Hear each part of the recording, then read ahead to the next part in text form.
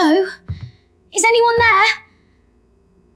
Please don't come in. If you are looking at a full 1-minute video which is generated on a standard computer GPU, so according to the official requirements, this shouldn't be possible.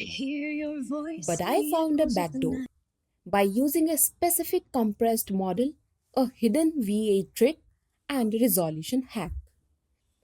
So I created this first video using the massive 21 GB FP8 distilled model. I was lost in the silence, every broken memory frozen in time.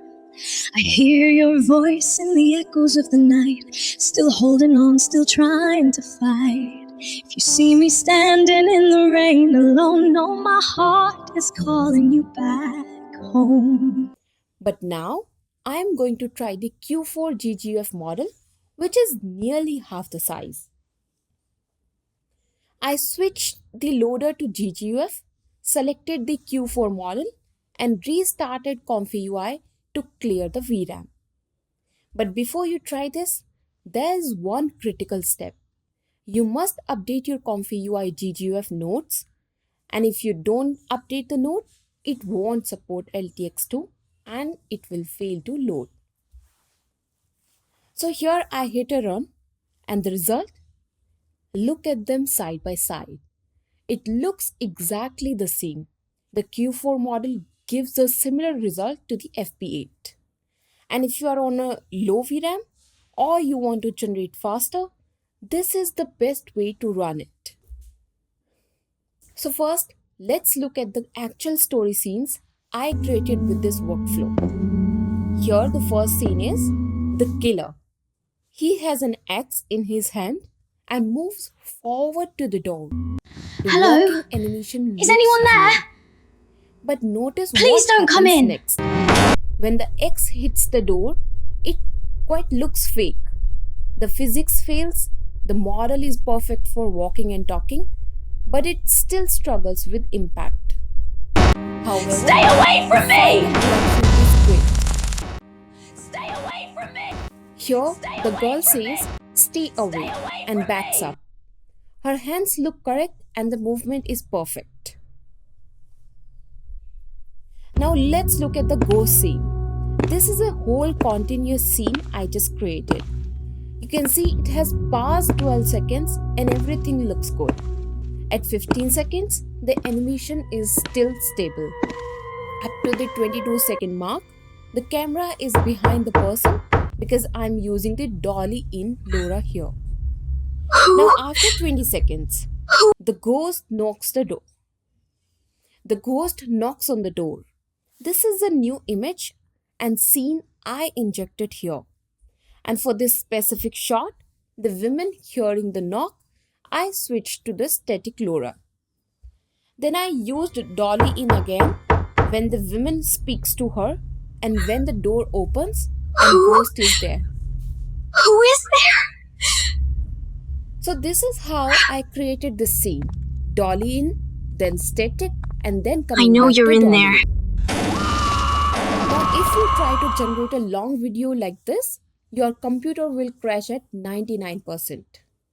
So I found the fix. It wasn't the model, it was the VAE. So here I set up two VAE decoders. The first is standard, but the second is a tiled VAE decoder. The normal decoder tries to save the whole video at once and crashes your RAM. The tiled decoder breaks it into small pieces.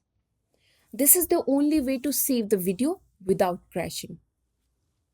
Now that we have the lighter model and the tiled VAE, I decided to break the limit.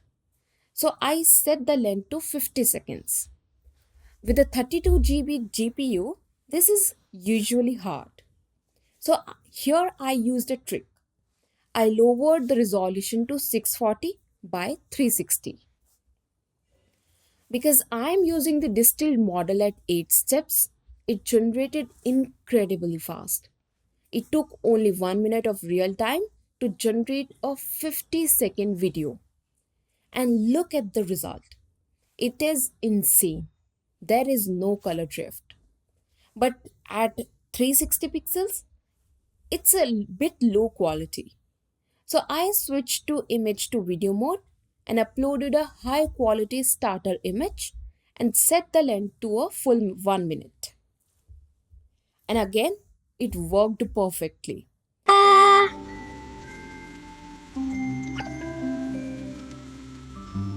in patter in the air, raindrops dance in the air, rain dancing everywhere. Umbrella over me, I feel so wild and free. Rain is fun, I wonder twin without his care. Windy whoosh and swishing swish, I'm just fun, rain braid the stair. Rain is fun, please fun, even my shadow thumb is damp. I chat, I love you. Pitter-pat and flutter in the dare, my get fluffy way. And even with when my father gets done free, way more. I got a full 1 minute video with consistent details. Now let's understand the workflow properly. This time, I made the workflow much easier to use. So first, let's look at the resolution. And most of you might choose 1280 by 720. So this is the wrong resolution. Make sure your resolution is divisible by 32. So 1280 by 736 is the best resolution for high quality images. Whatever resolution you select, it must be divided by 32. For low VRAM users, you can go with 640 by 360 and high-end users can go with 1280 by 736. Then you end the video using an upscale model. If you want to double your resolution, use the special upscaler X2. But if you want to double your FPS, like turning a 25 FPS video into 50 FPS, and you don't want to change the resolution, you have to use a different upscaler. The temporal upscaler. That is the one. So remember, special is for resolution and temporal is for FPS. Both of these model files will go inside your model's latent upscale model folder. Next, now let's talk about video length.